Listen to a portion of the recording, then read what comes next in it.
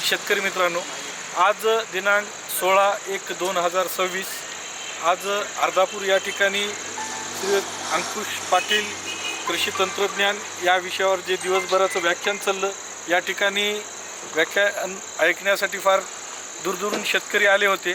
आज उद्याचा कार्यक्रम हिंगोली या ठिकाणी सरांचा आहे आणि आमच्या विनंतीस मान देऊन सरांनी हिरकणी बायोटेक या कंपनीला 1-2 मिनिटासाठी थांबून आमचा सत्कार स्वीकारला. याबद्दल मी सरांचे आभार मानतो व सरांना असं विचारतो, सरांनी व्हिजिट केल्यानंतर आमच्या रोपाबद्दल जे की आपण सेंद्रियचा प्रचार करतात, तर आम्ही पण रोपं त्या पद्धतीने तयार करण्याचा जो प्रयत्न आपण प्रॅक्टिकल बघितलं फिटमॉस मीडियाच्या माध्यमातून, तर आपल्याला रोपाबद्दल किंवा क्लिनेसबद्दल काय वाटलं थोडक्यात सरांचं मनोगत ऐकून.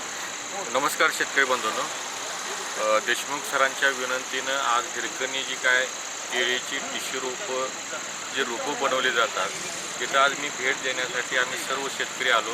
मी स्वतः पाहिलं, सरांची लॅब पाहिली आणि सरांनी जे फिटमॉसमध्ये जे रोपं बनवलेले आहेत तर त्याचा मीडिया अतिशय छान आहे. फिटमॉसमध्ये बनवल्यानंतर झाडांच्या जे मुळांची जे आहे आणि नंतर त्याला मीडिया मिळणार आहे तो खूप स्ट्रॉंग आणि पानाची जी क्वालिटी आहे ती खूप स्ट्रॉंग आहे.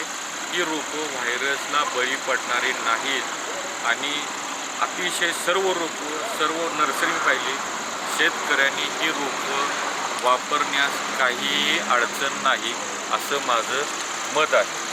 धन्यवाद सर. मित्रांनो, जे व्हायरस म्हणतो आणि बऱ्याच आता या ठिकाणी शेतकऱ्यांनी हिरकणी बायोटेकची केळीची रोपं वापरले, आपले रोपं व्हायरसला बळी पडत नाहीत. यामागचं जे रहस्य मी नेहमी व्हिडिओच्या माध्यमातून सांगण्याचा प्रयत्न करतो. फिटमॉस मीडियाचा यूज करण्यासाठी जो सगळ्या नर्सरींना अट्टास करतो, त्याचं उत्तर सरांनी या ठिकाणी दिलं आहे. धन्यवाद सर. मला काढ हो सर, कार्ड आणलं आहे का पोरांनी?